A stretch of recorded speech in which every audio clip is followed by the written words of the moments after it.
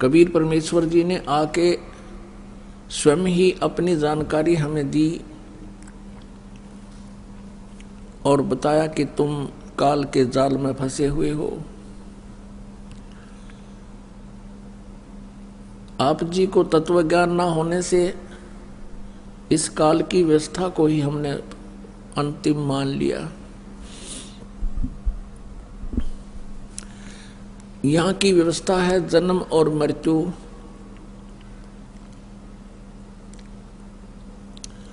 जन्म और मृत्यु, संतानों उत्पत्ति, इनकी परवरिश कर देना, फिर बच्चों की विवाह शादी कर देना, फिर परमात्मा इनको संतान दे ये कामना करना, इनका रोजगार ठीक से ले ये प्रार्थना भगवान से करते रहना। और जब सब बच्चों की व्यवस्था हो जाए फिर हमारी बेसख्त मृत्यु हो जाए, हम ये सोचा करते हमारा काम पूरा हो गया। मनुष्य जीवन का हमने इतना ही कार्य कर्तव्य मान रखा था, या हमारी महाभूल थी। हमें इतना भी ज्ञान नहीं था कि परमात्मा ने जो भी मस्तिष्क में लिख दिया है, जिसको प्रारब्ध क्रम बोलते हैं, उसमें परिवर्तन नहीं हो सकता। और जो भी जिसका प्रारब्ध है वही सबको मिल रहा है और वही मिलना है। और फिर भी हम अपनी अटकलबाजी आवश्यकता से अधिक ही लगाते रहते हैं, क्योंकि हमें ये ज्ञान नहीं कि वास्तव में जो भी मिलना मिलाना है वो सबके प्रारब्ध में, किस्मत में पूर्व लिखा हुआ है। फिर भी हम ये सोचते रहे कि हमने जो किया है वही हो रहा है, हम ही कर रहे हैं। तो ये आध्यात्मिक ज्ञान के अभाव से, आध्यात्मिक ज्ञान की जानकारी ना होने से हम इतने दुखी रहे। आध्यात्मिक ज्ञान की न जानकारी होने से हमें ये भी नहीं पता चला कि जो प्रारब्ध में परिवर्तन कर सकता है परमात्मा, वो कौन है। जो प्रारब्ध में परिवर्तन जो करेगा वही हमें सुख दे सकता है।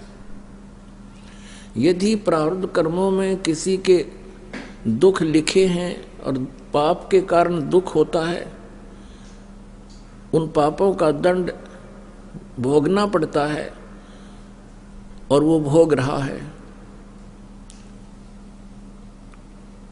तो हमें ये भी नहीं मालूम था कि इस संकट के निवारण करने वाला कौन परमात्मा है। क्योंकि प्रारब्ध में परिवर्तन होए बिना सुख नहीं हो सकता।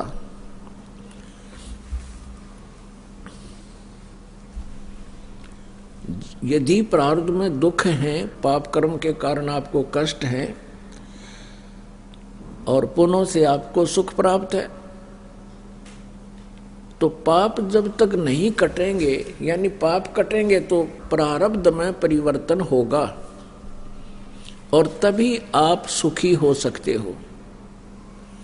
यदि जैसा कर्म करोगे वैसा ही फल पाओगे, ये अटल विधान है यहाँ के भगवान का, ब्रह्म का, और ब्रह्मा विष्णु महेश तक का, और परम अक्षर ब्रह्म तक का, नहीं, अक्षर ब्रह्म तक का। परम अक्षर ब्रह्म एक शक्ति है, वो कबीर देव है जो हमारे पाप कर्मों को काटता है, और पाप कर्मों के काटने से ही, समाप्त करने से, नाश करने से हमें सुख होता है। तो सुख हुआ तो प्रारब्ध में परिवर्तन हो गया। आज तक की जितना भी इन महापुरुषों का विधान सिद्धांत था, ब्रह्मा जी का, विष्णु जी का, शिव जी का जो ज्ञान है वो पुराणों के अंदर विद्यमान है। वेदों और गीता जी में जो ज्ञान है वो परम अक्षर ब्रह्म के द्वारा दिया गया ज्ञान ब्रह्म को दिया गया, और ब्रह्म ने आगे वो ज्ञान फिर इस समाज में दिया है। ब्रह्म से ही फिर ब्रह्मा ने ये चारों वेद प्राप्त किए, और फिर उसी ब्रह्म ने काल ने श्री कृष्ण जी में प्रवेश करके महाभारत के युद्ध के दौरान ये गीता का ज्ञान, वेदों का सारांश पुनः प्रदान किया। जो वेद और गीता का ज्ञान है, ये आध्यात्मिक ज्ञान श्रेष्ठ है, ये गॉड गिवन है। और जो पुराणों का ज्ञान है, उपनिषदों का ज्ञान है या भागवत का ज्ञान है, ये किसी ऋषि, संत, महात्मा या ब्रह्मा विष्णु महेश जी का अपना अनुभव है। यदि पुराणों का ज्ञान या जो भी जिस किसी संत या ऋषि महर्षि का है, वो वेदों से मेल नहीं खाता है, तो वो गलत ज्ञान है, वो सही नहीं है, वो स्वीकार्य नहीं है। पुण्यात्माओं, ये वो सत्संग है जिसकी हमें बहुत पहले आवश्यकता थी, लेकिन दुर्भाग्यवश हम इसे नहीं प्राप्त कर सके, और हम तक ये ना पहुंच पाया। इसका मुख्य कारण ये नकली गुरु काल के दूत थे, जिनको महर्षि ब्राह्मण कहा करते थे। इनको सदग्रंथों का ज्ञान था नहीं, एक संस्कृत भाषा से ये परिचित थे। हमारे पूर्वजों ने ये सोच लिया कि ये बड़े विद्वान पुरुष हैं, संस्कृत भाषा के ज्ञाता हैं, और सभी सदग्रंथ संस्कृत भाषा में लिखे हुए थे, और हम अशिक्षित थे, जिस कारण से हमने कभी डाउट नहीं किया कि ये गलत बोल रहे हैं। परमेश्वर कबीर देव जी ने आकर बताया था कि ये सब झूठे हैं, ये झूठा ज्ञान दे रहे हैं। जितने भी ऋषि, महर्षि, ब्रह्मा विष्णु महेश तक हैं, इनको कोई आध्यात्मिक ज्ञान नहीं, वेदों का ज्ञान नहीं। पुण्यात्माओं, ये ऐसी कटु सत्य है जो आज आपके गले उतर रही है। आज से 600 वर्ष पहले ये शब्द दास बोल रहा है, और ऐसे कहीं सामूहिक सत्संग और सभा में बोल दिया जाए तो जूते पड़े सिर में। और वो ही हमारे कबीर परमात्मा के साथ हुआ करता था। वो परमेश्वर 600 वर्ष पहले ये शब्द बोला करते थे, जो दास आज उन्हीं से प्राप्त ज्ञान को आज सरेआम स्पीकर लगा कर जगह जगह सब जगह बोला। एक आध सिरफिरे ने, जिसने ज्ञान मानना है, नहीं जिनकी रोजी रोटी बंद हो थी, उन्होंने तो ऑब्जेक्शन किया, क्योंकि उनकी दुकानें बंद हो जाएंगी इस ज्ञान के ऊपर आने से, और जनता का कल्याण होगा। नहीं, अन्यथा सभी शिक्षित समाज ने, सभ्य समाज ने इसको सहर्ष स्वीकार किया है, जिसका परिणाम चंद दिनों के अंदर लाखों लोग अनुयायी हो गए। तो ये शिक्षा का हमारे ऊपर उपकार है कि हम शिक्षित हुए, हमें अक्षर ज्ञान हुआ, और सदग्रंथ हमारे पास से उनसे प्रमाण हुआ, और फिर हमारे हृदय में कबीर भगवान हुआ। पुण्यात्माओं, परमात्मा ने 600 वर्ष पहले बताया था, गुण तीनों की भक्ति में ये भूल पड़ो संसार, कह कबीर निज नाम बिना कैसे उतरो पार। गुण तीनों की भक्ति में, रजगुण ब्रह्मा, सतगुण विष्णु, तमगुण शिव जी, इन तीनों गुणों की भक्ति में ये भ्रम पड़ो संसार, और कहे कबीर निज नाम बिना फिर कैसे उतरो पार। अब क्या बताया है, धुंध उपाद में जीव बंधे, समर्थ की नहीं उपासा है।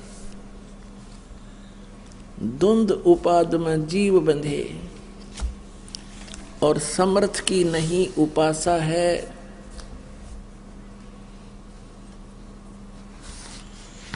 उपासा मीन पूजा, नेमी धर्मी धर्म धाम फेरे कर साध संगत को आशा है।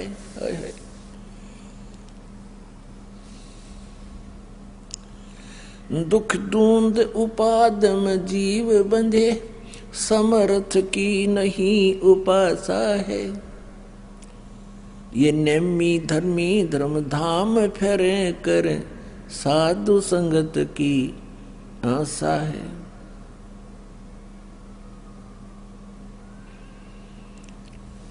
बगनी ठगनी को लूट लिए चीन्या नहीं निर्गुण रासा है।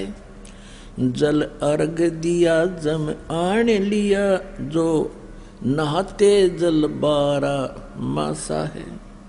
सूझे नहीं संद अबंध विद्या ये पाती तोड़े नर घासा है। जम मारत है मुगदर मोटे चश्मों में देत धमासा है। चंचल चोर कठोर कुटिल के पैर है मुलमुल खासा है। जम नगन करे साहेब की सू तुझे देगा बहुत तेरासा है।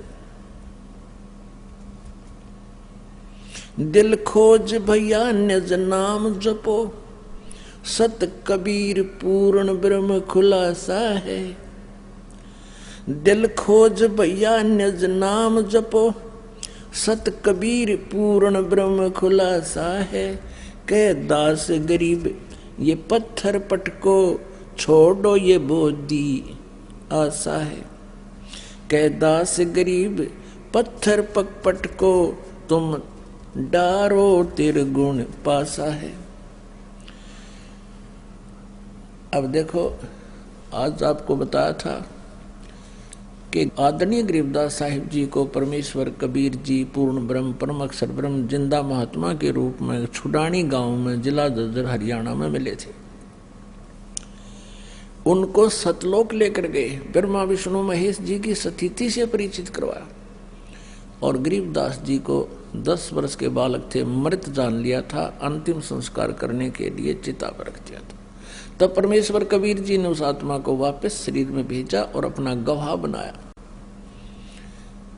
कितने दयालु है परमात्मा। इस समय के लिए सारे परमात्मा ने पहले भूमिका बनाई थी, ये ग्राउंड बनाए थे कि आने वाले समय में मेरे बच्चे मुझे पहचान लेंगे और इनका छुटकारा हो जाएगा। पुण्यात्माओं, जो व्यक्ति कोई नशा किए हुए हो, वो चाहे कितने गंदे स्थान पर पड़ा हो। एक शराबी था और श्याम ने पी कर शराब और वो पड़ा जहां कुरड़ी होती है ना, उसके पास पड़ा और माहे पेशाब कर रहा कपड़े में। तो वो उठा कर उसने ले गए। सुबह जब होश में आया ना, उसको बताया कि तू यहाँ पड़ा था रात ने बोला सचमुच है तेरा, आज पाछे नहीं पीऊं। और शाम ने फिर पी ली।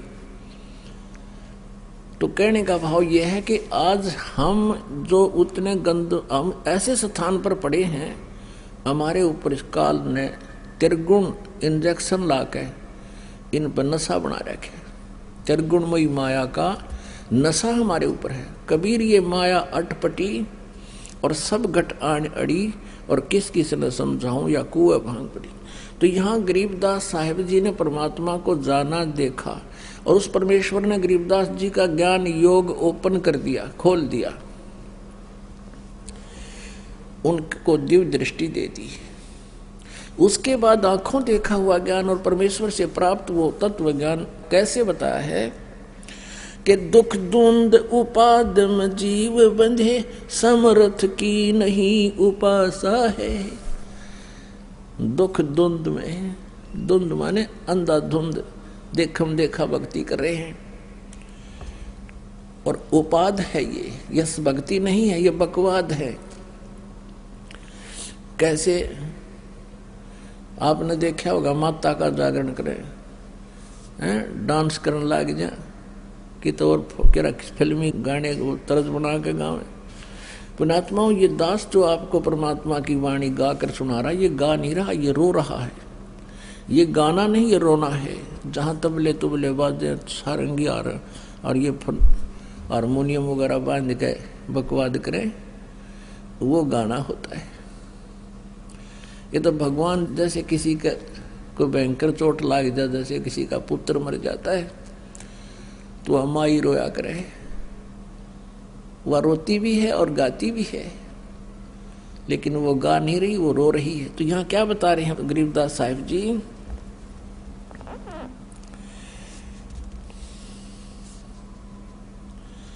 नेमी धर्मी धर्म धाम फिरे और करे साध संगत को हासा है।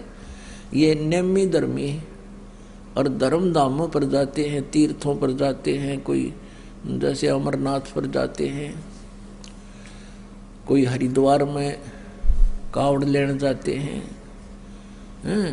और कहते हैं संत साधुओं की वो मजाक बनाते हैं, हंसी करें ताकि ये सब इन्होंने सारी सब कुछ छोड़ दिया, ना किधर तीर्थ पर जाते, ना किसी मंदिर मूर्ति की पूजा करते, हमारी तो हंसी करते हैं, और स्वयं ये दुख दूंद उपाद में जीव बंधे। जो दुख का मूल है वो साधनाएं कर रहे हैं। श्रीमद् भगवत गीता अध्याय नंबर 16 के श्लोक नंबर 23-24 में स्पष्ट किया है कि जो शास्त्र विधि को त्याग के मनमाना आचरण करते हैं, मनमानी पूजाएं साधनाएं करते हैं, उनकी न तो गति होती है, न उनकी कोई सिद्धि होती है, और न ही उनको कोई सुख होता है। यूजलेस, व्यर्थ।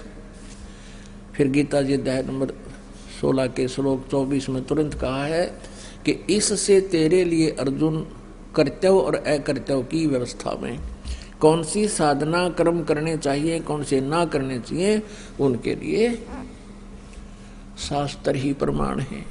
किसी की दंत कथा को मत सुनना, जो सदग्रंथ बताएं वही मानना। अब सदग्रंथ कौन से हैं? पवित्र चारों वेद, पवित्र श्रीमद् भगवत गीता और पवित्र कबीर वाणी और पवित्र उन महापुरुषों की वाणी जिनको परमात्मा प्राप्त हुआ। उनमें से कौन कौन है दास की नोटिस में?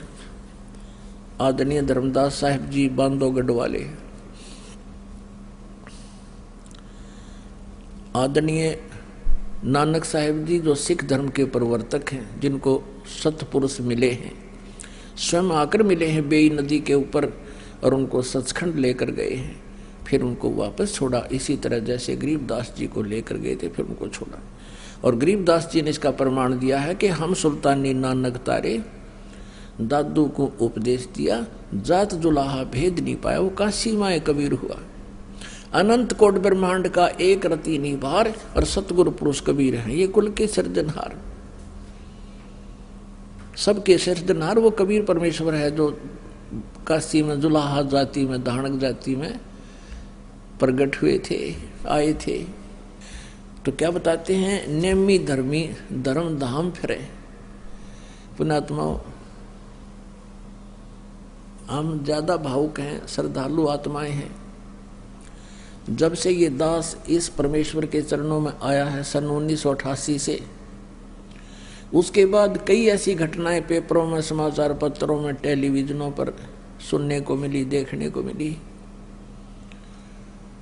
एक बार अमरनाथ की यात्रा पर श्रद्धालु जा रहे थे, एक बर्फानी तूफान आया। बर्फानी तूफान आया, उसमें लगभग 1200 श्रद्धालु जो अमरनाथ के दर्शन करने जाए थे, 1200 श्रद्धालु उसमें दब कर मर गए बर्फ में। तो 1-2 वर्ष के बाद फिर ऐसी घटना घटी जिसमें 1500 व्यक्ति दब कर मर गए, अमरनाथ जाने वाले। एक बार हरिद्वार के अंदर यानी ऋषिकेश में नीलकंठ पर घटना घटी। उस समय जिस समय ये कावड़ लेने गए हुए थे, कावड़िया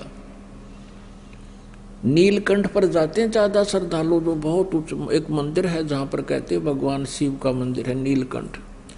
और उस नीलकंठ मंदिर के पास बहुत से श्रद्धालु रात्रि में यानी दिन में वह आसपास रहते हैं, बैठे रहते हैं, वहाँ विश्राम करते हैं, सुबह चलते हैं या कोई जैसे भी, वहाँ भीड़ लगी रहती है। तो क्या हुआ कि ऊपर पहाड़ था, मंदिर के साथ में बहुत ऊंचा पहाड़ है, उस पहाड़ का कुछ टुकड़ा पानी की स्कोरिंग होने थे वो कुछ टुकड़ा मिट्टी रहित हो गया और बहुत बड़ा टुकड़ा था वो पत्थर का, सैकड़ों टन भारी, ऊपर से गिर गया। पहले तो नीलकंठ का सिर फोड़ा, वो मंदिर तोड़ा, और फिर वहाँ जितने श्रद्धालु वहाँ विश्राम कर रहे थे या घूम रहे थे, दर्शनार्थ खड़े थे, उनका कचूमर कर दिया, मार डाले, कुचल दिए। फिर वो ऐसे रोलर की तरह गिरड़ के चल पड़ा, लुढ़कना शुरू हो गया, क्योंकि वहाँ ऐसे चढ़ाई है, ऐसे चढ़ाई है, वो ऐसे वो ऐसा जबरदस्त स्लोप है, उस स्लोप में चल पड़ा वो गिरता हुआ। और जितने भी श्रद्धालु जा रहे थे उसी रास्ते से जा रहे थे, भरा हुआ जा रहा था वो रास्ता, और ऊपर से वो आ रहा था। और नो देखा सब, नो यू आ गया, भाजन का रास्ता नहीं, कि इधर उधर ऊंचे ऊंचे पहाड़, रास्ता ऊपर जा नहीं सकते। जो भी उनके बीच में, उसके नीचे आगे रोलर की तरह कुचल डाले। और पीछे नीचे वालों को जिन्होंने देखा कि पहाड़ टूट गया और गिरता ऐसे लुढ़कता हुआ आ रहा, वो पीछे भाग लिए। पता लगता गया भागते गए, पता लगता गया भागते गए, जितने उसके नीचे आ गए वो मारे गए। ऋषिकेश में एक ओवर ब्रिज है, फ्लोटिंग पुल है, जिसको लक्ष्मण झूला बोलते हैं शायद। उसमें भी श्रद्धालु जा रहे थे, वो भरा था कति पूरा का पूरा, और नीलकंठ के लिए जा रहे थे सुबह सुबह। उधर से लोग भागे आ रहे थे, और वो लगभग 1-1.5 किलोमीटर लंबा है वो पुल, लक्ष्मण झूला। तो उसमें क्या हुआ कि इधर से जाने वाले तो बाहर से जा रहे थे, उधर से भागे वापस आ रहे थे, उसमें प्रवेश हो गए, दोनों बीच में बैठ गए। सामने वापस भागे आ रहे थे, वो कह रहे हैं कि पहाड़ टूट गया, इसलिए भगदड़ मच रही है। पीछे वाला ने सुन लिया कि पुल टूट गया जिस पर हम खड़े हैं। अब कुछ तो रिहर्सल में मारे गए, कुछ आगे नवाजे, कुछ पीछे, और वो नीचे बूढ़े बालक जो भी नीचे गिर गया उनके पैरों तले कुछ ले गए, सैकड़ों की संख्या में तो वहां मारे गए। कुछ एक ने कोई और विकल्प ना दिखा कि पुल टूट गया, सारे डूबेंगे दबेंगे, वो गंगा में कूद गए जान बचाने के लिए। और वहां गंगा इतने जबरदस्त स्वभाव है, तो कोई इतना तरह को जान तो मारे दे, जोटे तोड़ दे, वहां तो कुछ वहां मर गए। लगभग उसमें समय 2500 इन तमोगुण उपासक, शिव जी के उपासक कावड़िया के मरने के समाचार आए थे। एक बार नैना देवी में बताओ है कि कितने मर गए थे, गिनती है कोई ना 250-300 थे, 1000 की संख्या में थे। मनसा देवी में। और पुण्यात्माओं यहाँ क्या बताते हैं, नेमी धर्मी धर्म धाम फेरे, कर साध संगत को आशा है, द्वंद उपाद में जीव बंधे, समरथ की नहीं उपासा है। फिर क्या बताते हैं,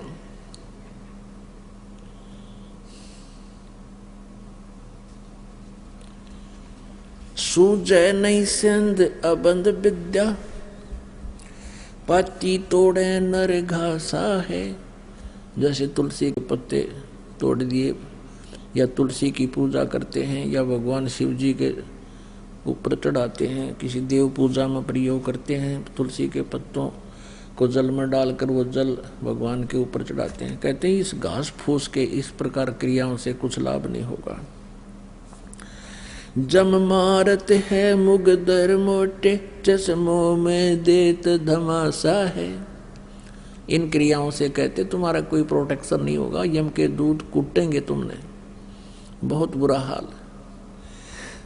चंचल चोर कठोर कुटिल क्या, पैर मुलमुल खासा है। जम नग्न करे साहेब की सू देगा तुझ बहुत तेरा सा है। अब गरीबदास जी भगवान की, कबीर साहब की कसम खाकर कहते, सौगंध साहेब की, आज तू के क्या अफलातून बना फिरे है, बुढ़िया कपड़े पहनकर भगवान भक्ति करनी को ना, और लंबी लंबी कार लेकर, और परमात्मा को भूल गया तू। कहते हैं जम नगन करे साहेब की सो, जो भक्ति नहीं करते और करते हैं तो वो नकली करते हैं, उनको कहते हैं जम नगन करे, वह नंगा करके पीटेंगे तुमने। साहेब की सो, तुम्हें देगा बहुत तेरासा है, तुम्हें बहुत दुखी करेगा। अपने आत्माओं, इन महापुरुषों ने क्या आवश्यकता थी ये बातें कहने की। जैसे गरीबदास जी महाराज हैं, ये किसान परिवार में जन्मे थे और इनके घर में किसी चीज की कमी नहीं थी। 1400 एकड़ जमीन थी, आज से 250 वर्ष 300 वर्ष पहले, और बहुत से लोग उनका नौकर रहा करते थे, खेतों में मजदूरी करते थे। ये सोचें कि गरीबदास जी ने किसी रोजी रोटी के लिए ये इतनी वाणी बोली होंगी दुनिया को ठगने के लिए, ऐसा भी नहीं कह सकते, क्योंकि वह संपन्न परिवार में जन्मे थे। और वो ये कह रहे हैं कि जम नगन करे साहेब की सो, तुझे देगा बहुत तेरासा है। दिल खोज भैया निज नाम जपो, सत कबीर पूर्ण ब्रह्म खुलासा है। दिल खोज भैया और निज नाम जपो, सही मंत्र का जाप कीजिए। जैसे ये कितने मंत्र हैं, गिनती नहीं।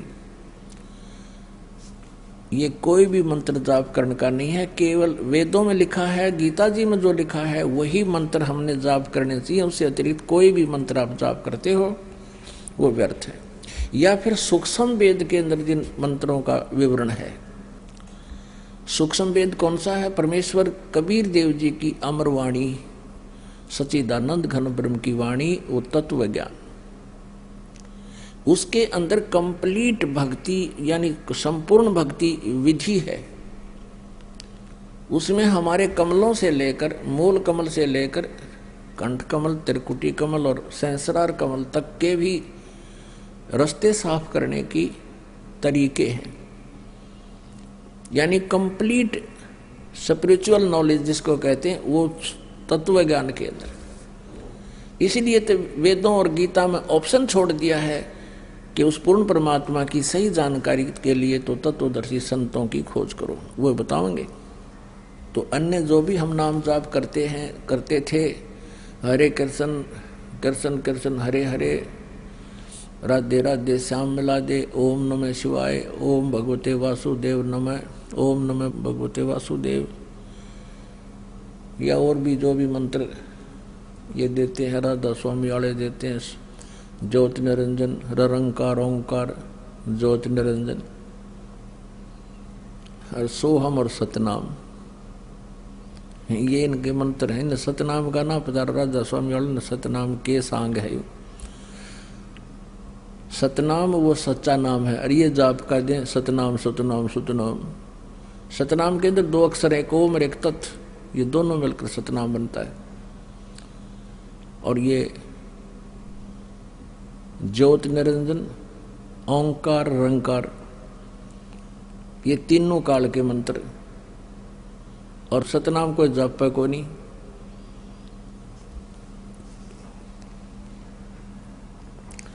तो इस तरह के जो मंत्र हम जाप करते थे, नाम